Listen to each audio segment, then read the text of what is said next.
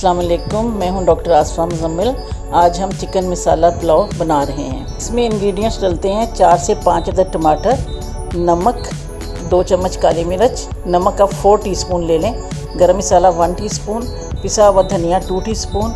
इसमें धनिया आप ज़्यादा ले लीजिए, लहसुन अदरक का पेस्ट 2 टेबलस्पून, जायफल जावित्री का पाउडर, 1 अदद दालचीनी का टुकड़ा, 2-3 लौंग और 1 मोटी इलायची। किलो चिकन ले लें, उसको अच्छी तरह से धो लें, 1 पाव दही इसमें डाल दें और जितने भी हमने मसाला जाते हैं, लहसुन अदरक का पेस्ट है, नमक है, गरम मसाले हैं, साबुत गरम मसाले, सब इसमें डाल दीजिए।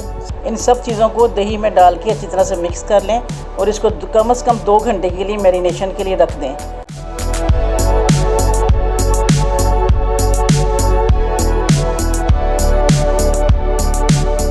नींबू भी 1 अदद निचोड़ लें, उससे ज़्यादा टेस्ट अच्छा हो जाएगा। 4 अदद प्याज काट लें और 3 डोइयाँ इसमें आपने ऑयल डालना है, कुकिंग ऑयल। प्याज ब्राउन हो गया,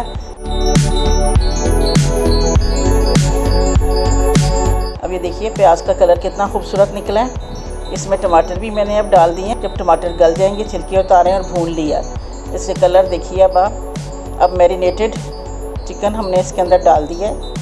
अब इसको बहुत अच्छी तरह से भून लें। 15-1 मिनट हमें लगेंगे इसको भूनने में, ताकि इसकी स्मेल ख़त्म हो जाए। अच्छी तरह से भूनिए जब ये घी छोड़ दे और इसकी स्मेल ख़त्म हो जाए। ये देखिए कलर इसका। इसके अंदर मैंने अब धनिया डाला है। धनिया से पुलाव की खुशबू बहुत अच्छी आएगी। मैंने मैरिनेशन में भी धनिया डाला था और अब भी भूनते वक्त भी मैं धनिया डाल रही हूँ। जब ये अच्छी तरह से हो जाए तो जितने आपके पास चावल हैं, मैंने 1 किलो चावल लिए हैं, जो कि एक नॉर्मल खाने वाले 4 बोल होते हैं।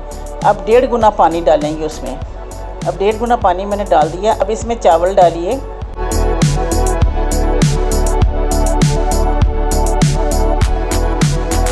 चम्मच इसमें कम से कम हिलाएं, चम्मच ज़्यादा हिलाने से चावल टूट जाते हैं। नमक चख लें, नमक आपका इंशाल्लाह ताला बिल्कुल ठीक होगा।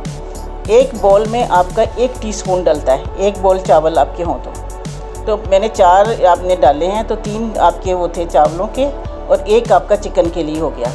अब चावल का पानी खुश्क हो गया। नीचे आप तवा रखिए, तवे को थोड़ी सी देर पहले गरम कर लें। 15 मिनट के लिए आपने दम लगाना है। पूरे 15 मिनट के बाद आपके चावल तैयार हो जाएंगे। इसको चटनी के साथ और सैलेड के साथ मज़े लेके खाइए। खुश रहें, आबाद रहें।